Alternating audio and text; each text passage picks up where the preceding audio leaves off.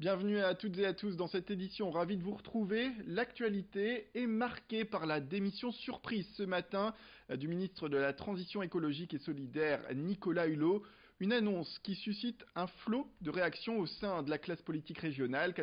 Catherine Osson, députée La République En Marche du Nord, affirme que Nicolas Hulot donne un sale coup à l'État pour provoquer un coup d'éclat. Patrick Kanner, sénateur socialiste du Nord, félicite lui le ministre d'État car il se met en conformité avec ses convictions.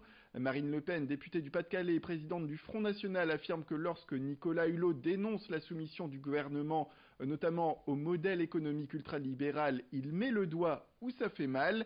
Sandrine Rousseau, ex-porte-parole d'Europe Écologie Les Verts, elle regrette de voir qu'en cette démission, il y a une impossibilité d'agir contre le dérèglement climatique. Et enfin, Adrien Quatennens, député La France Insoumise dans le Nord, explique que l'urgence climatique n'est pas compatible avec le modèle du productivisme et du libre-échange que poursuit Emmanuel Macron. Un salon présentant des produits véganes à Calais a été annulé vendredi dernier. La raison, c'est selon les organisateurs une série d'opérations visant à semer le trouble et à perturber l'ordre public. Cette annulation se place dans un contexte particulier. Il fait suite aux dégradations récentes d'établissements vendant de la viande et du poisson à Lille, des actes qui auraient été perpétrés ces derniers mois dans la capitale des Flandres par des militants véganes. L'organisatrice du salon calaisien ne cache pas son désarroi. Elle pensait, dit-elle, organiser un événement plutôt confidentiel avec la mise en avant d'artisans locaux. Et elle milite en tout cas pour le respect de chacun à l'avenir. Nous l'avons jointe par téléphone. Toutes les personnes qui apparemment qu'on dérange ou qui ne nous aiment pas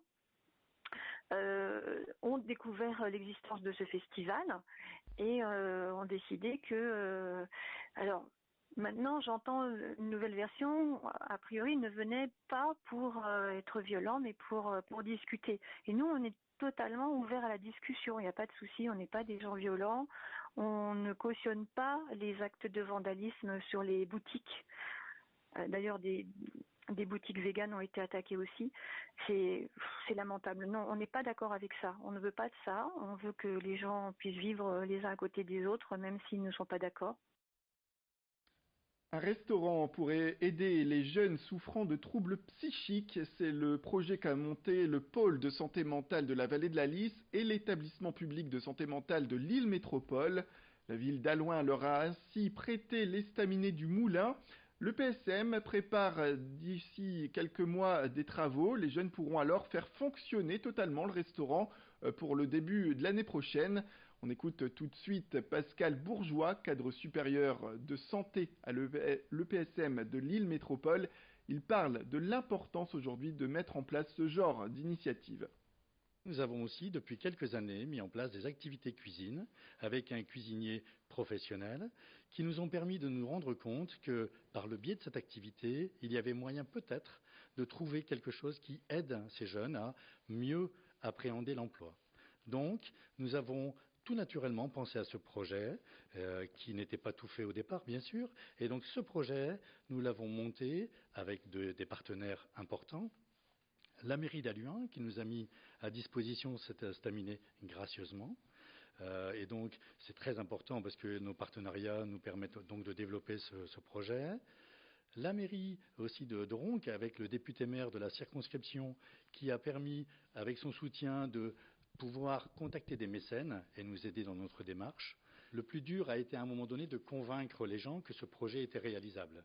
Et notamment dans la démarche que nous avions d'avoir des fonds privés, car nos établissements aujourd'hui n'ont plus les moyens financiers d'engager ce type de projet. Et donc, si l'on veut être créateur et novateur, il nous faut trouver des budgets autres, en dehors des fonds publics. Place à l'arrivée d'une application mobile qui se veut pratique et surtout elle est originaire de la région.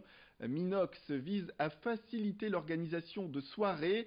Les hôtes peuvent ainsi inviter les personnes qu'elles souhaitent et mettre en avant le thème de la soirée où tout cela se passera également.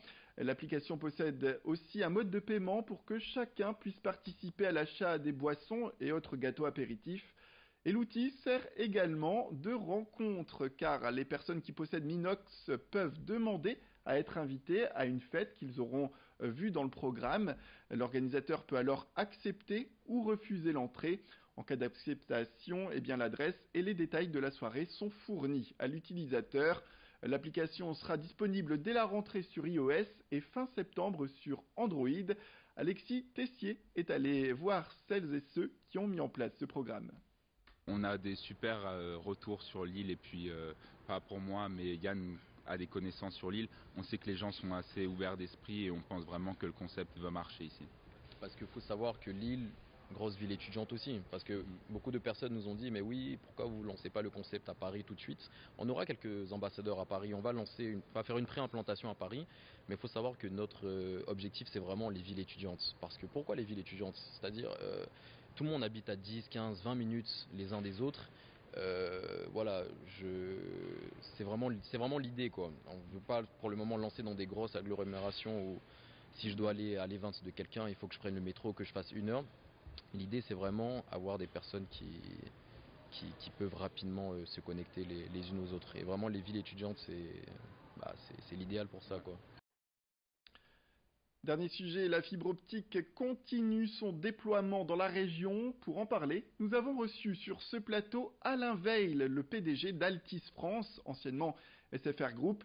L'occasion de revenir avec lui sur l'importance que revêt le très haut débit pour la firme SFR et la volonté de cette société de connecter le plus de clients possible. On est numéro 1 dans le très haut débit dans toute la région, dans tous les Hauts-de-France, à Lille aussi, parce qu'il y a un réseau câble historique qui est très important. Donc tous les abonnés au câble, dans quelques mois, seront des abonnés à la fibre totale sans qu'il n'ait rien à faire, puisqu'on modernise ce réseau. On a déjà 1 million de prises autour de Lille, dans l'agglomération lilloise, et on continue à investir. Donc c'est effectivement une priorité pour nous. Voilà, c'est la fin de cette édition. Merci à toutes et à tous de nous avoir suivis. Restez avec nous, l'information continue.